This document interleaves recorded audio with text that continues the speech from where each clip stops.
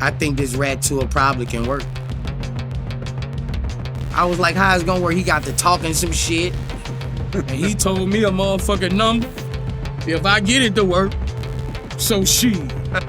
Boosie Badazz reignited controversy in the hip-hop community after publicly calling out Gunna, labeling him a rat over his plea deal in the YSL RICO case. In a viral video clip and several social media posts, Boosie criticized Gunna's courtroom behavior and accused him of betraying street values. He mocked Gunna's politeness in court, saying he was ratting with respect, telling the judge yes. The remarks quickly spread online, fueling renewed debate over whether Gunna's legal decisions amounted to snitching. Boosie's statements came after new clips resurfaced of Gunna confirming in court that YSL was both a label and a gang, a key point in prosecutors' arguments against Young Thug and other defendants. For Boosie, this moment was proof enough that Gunna had violated one of hip-hop's most sacred codes: never cooperate with law enforcement. The background of this dispute traces back to 2022, when Gunna, born Sergio Kitchens, was arrested alongside Young Thug and several others in a sweeping RICO indictment targeting YSL, or Young Stoner Life Records. Prosecutors claimed YSL operated as a criminal enterprise responsible for various illegal activities across Atlanta. Gunna maintained his innocence, but in December 2022, he accepted an Alford plea, a deal allowing him to maintain innocence while acknowledging that prosecutors had enough evidence to convict. He was released from jail shortly after, while Young Thug and other members remained behind bars awaiting trial. Gunna's courtroom admission that YSL functioned as both a music label and a gang became a defining moment. Though he later denied that his plea implicated anyone, many in the rap community viewed the move as a betrayal of loyalty. Boosie, known for his outspoken personality and strong adherence to street code, immediately voiced his disapproval. In multiple interviews and online rants, he argued that Gunna's statements in court were equivalent to cooperating with the state. If you get up there and agree with the judge that YSL is a gang, you just threw your man on the bus, Boosie said. He emphasized that even without directly naming Young Thug, Gunna's courtroom answers gave prosecutors a narrative to use against him. Boosie, who served prison time himself, has long maintained that loyalty during legal battles defines a man's integrity. His harsh criticism of Gunna fits into a broader pattern of Boosie calling out artists who, in his view, compromise street ethics for personal gain. The controversy resurfaced recently after new footage of Gunna's courtroom testimony began circulating again, reigniting discussions that had faded. In the viral video, Gunna could be heard responding yes to a series of questions from the judge about YSL and his association with the group. Boosie reacted instantly, reposting the clip with comments calling the behavior embarrassing and proof that he snitched with manners. During a recent appearance, Boosie elaborated further, saying that Gunna's behavior was damaging to hip-hop culture and to anyone who still valued authenticity. His blunt tone resonated with part of the audience but angered Gunna supporters, who argued that Boosie was keeping alive an exaggerated narrative that ignored the legal nuances of Gunna's plea deal. Despite facing backlash, Boosie stood firm.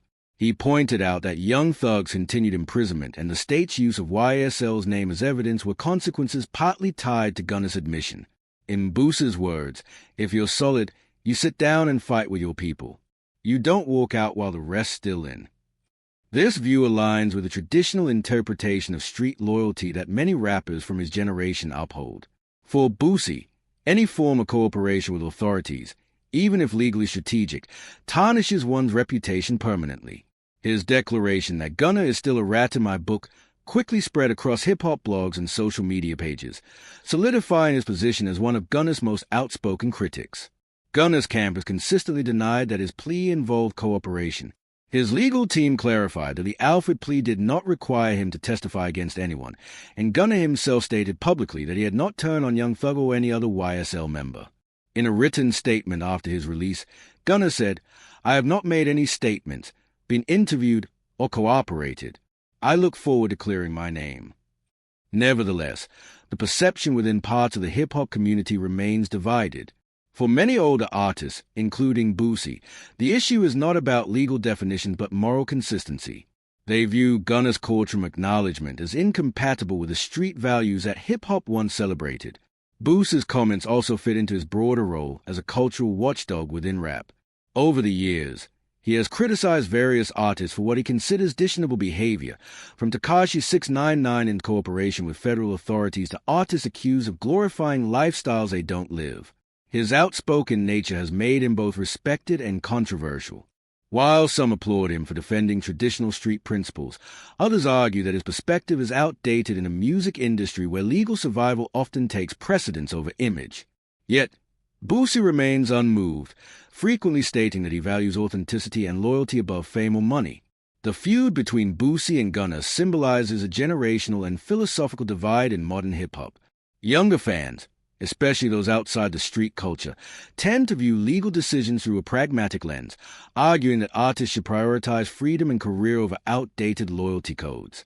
Older artists, particularly those with real-life experiences in the justice system, continue to see cooperation as an irreversible stain on one's reputation. Boosie's comments capture that tension perfectly, showing how the debate over snitching continues to shape hip-hop's moral boundaries. As the controversy grew, Gunna remained largely silent, focusing on rebuilding his music career. His comeback album, released months after his plea deal, subtly addressed the accusations but avoided naming Boosie or other critics directly. Still, public perception has been slow to shift. Many rappers have quietly distanced themselves from him, while others, like Lil Durk and Meek Mill, have shown support. Meanwhile, Boosie's relentless remarks have kept the topic alive, ensuring that the question of Gunna's credibility remains part of hip-hop's ongoing conversation about loyalty and identity. After Boosie Badaz's remarks went viral, the discussion surrounding Gunna's reputation intensified across the hip-hop world. Within hours of Boosie's latest comments, clips flooded social media platforms, sparking heated debates among fans, bloggers, and other rappers. Many agreed with Boosie's assessment, saying Gunna's courtroom behavior made it impossible for him to reclaim full respect in the streets. Others accused Boosie of refusing to acknowledge legal nuance, pointing out that Gunna's plea did not legally require him to testify against anyone. Still, Boosie's message carried weight, his credibility in the rap community as a man who served time and abided by the no-cooperation code gave his opinion authority. When he said, "You can't say yes to a judge while your partner is still locked up and expect the streets to forget," the line resonated and spread widely online. Gunna, meanwhile, has continued to deny being a rat. Following his release from jail, he has maintained that his plea was not cooperation but a legal maneuver to end his incarceration.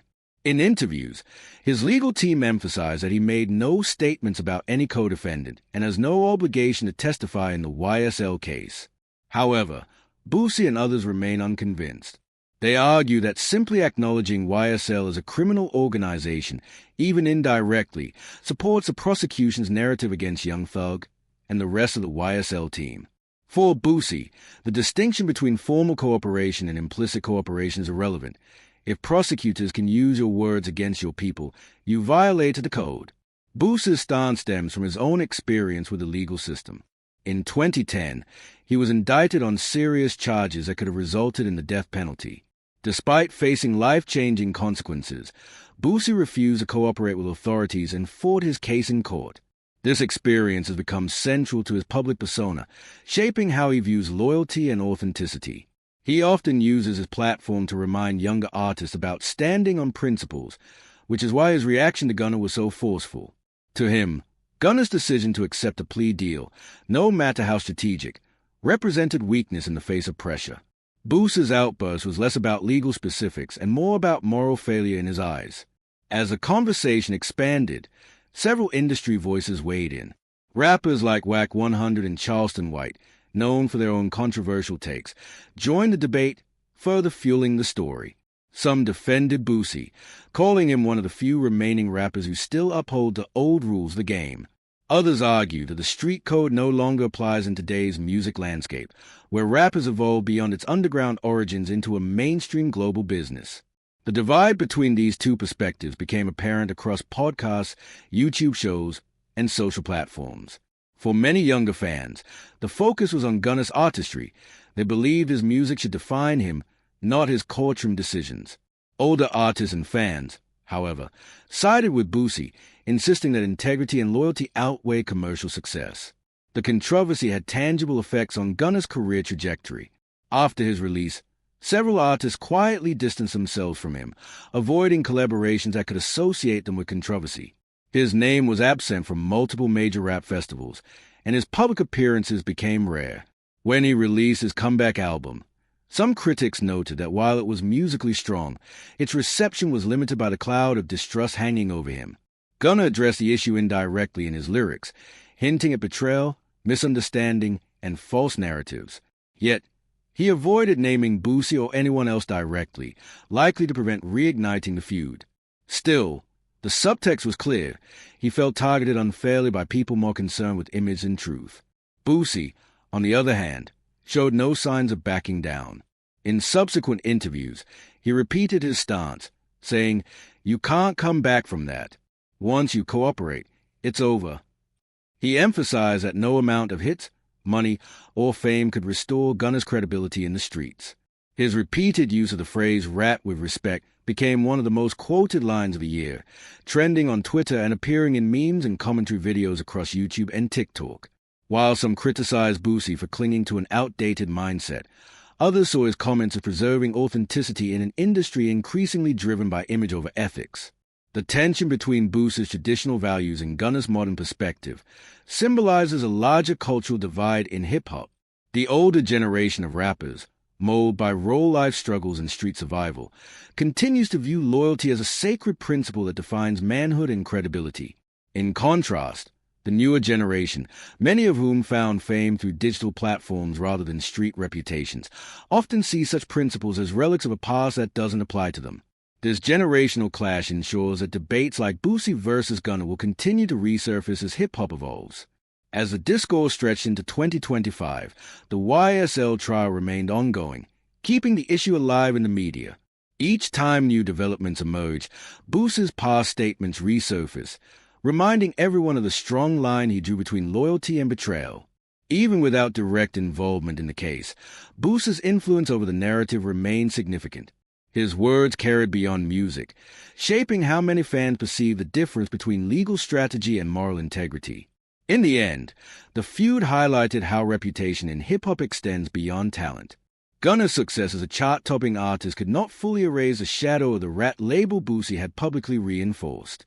Meanwhile, Boosie's criticism reaffirmed his role as an enforcer of cultural values that, for better or worse, still define credibility in certain corners of rap. Whether the streets side with Boosie or embrace Gunna's defense, the debate underscores a lasting truth in hip-hop culture. Once your loyalty is questioned, rebuilding trust becomes nearly impossible.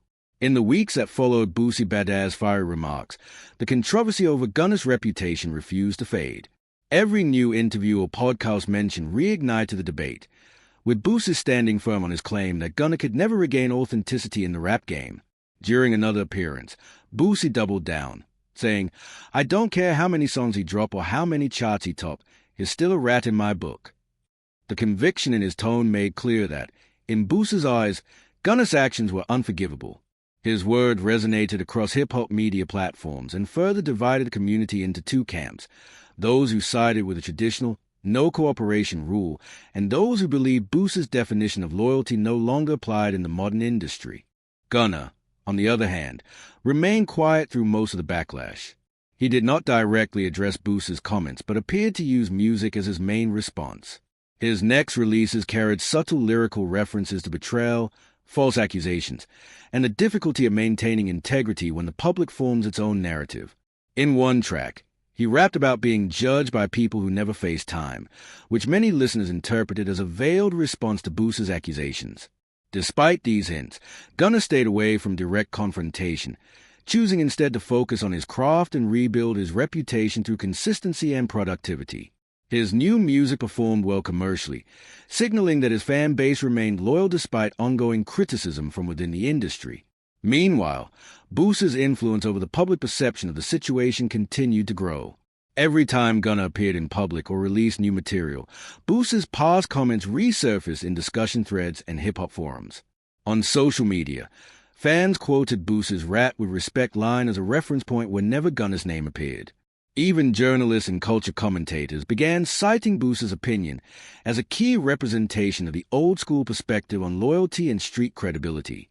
While Gunna supporters pushed back, Arguing that Boosie's criticism was rooted in outdated ideals, the Baton Rouge rapper's voice remained one of the loudest in shaping the conversation.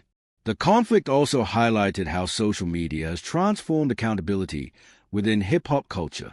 In earlier eras, disputes of this nature might have remained localized or settled privately. Today, viral clips and constant commentary keep such controversies alive indefinitely. Boosie, known for his unfiltered presence online, used this environment to his advantage. His social media posts, often blunt and confrontational, ensured that his stance reached millions of followers instantly. For him, calling out Gunna was not just about one man's actions. It was about sending a message to younger artists about the importance of maintaining principles, even under legal pressure. Boosie repeatedly stated that the snitch label carries lasting consequences because it undermines a code that built hip-hop's foundation. However, many critics began to question Boosie's consistency. Some observers pointed out that his rigid adherence to street rules doesn't always align with how the modern music industry operates. They noted that the business side of hip-hop now depends more on contracts, corporate deals, and legal advisors and street credibility. To them, Gunna's decision to accept a plea deal was a rational move to secure his freedom, not a betrayal.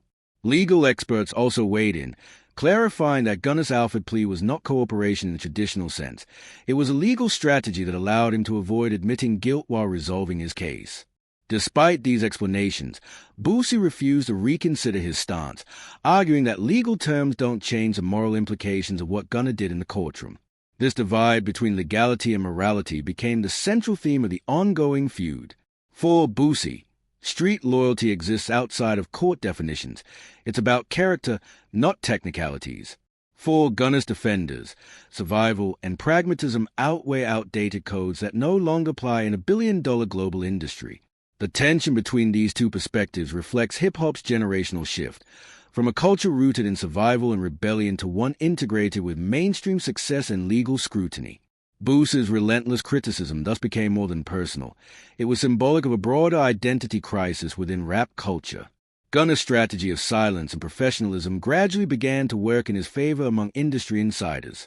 While Boosie's comments continued to dominate headlines, Gunna focused on touring, reconnecting with fans, and expanding his audience beyond the hip-hop community. He appeared more selective about interviews, only addressing his case in carefully worded statements. Over time, several prominent figures who initially avoided him began to collaborate or publicly support him again, including artists from Atlanta who expressed that they don't do street politics. Still, the stigma attached to Boosie's accusation lingered, proving that reputations in hip-hop can take years to rebuild once credibility is questioned. Despite the controversy, Boosie showed no regret. In later interviews, he maintained that he was simply speaking the truth that others were too afraid to say. He dismissed suggestions that his comments were personal, insisting that they were about protecting the integrity of hip-hop. "If we stop caring about the code," he said, "then the culture loses its backbone." He also criticized other rappers who continued to work with Gunna, accusing them of turning a blind eye for money. His words underscored the philosophical battle at the heart of this feud, whether hip-hop's moral foundation can coexist with its modern commercial success. As months passed, the conversation surrounding Gunna and Boosie evolved from a simple feud into a cultural case study.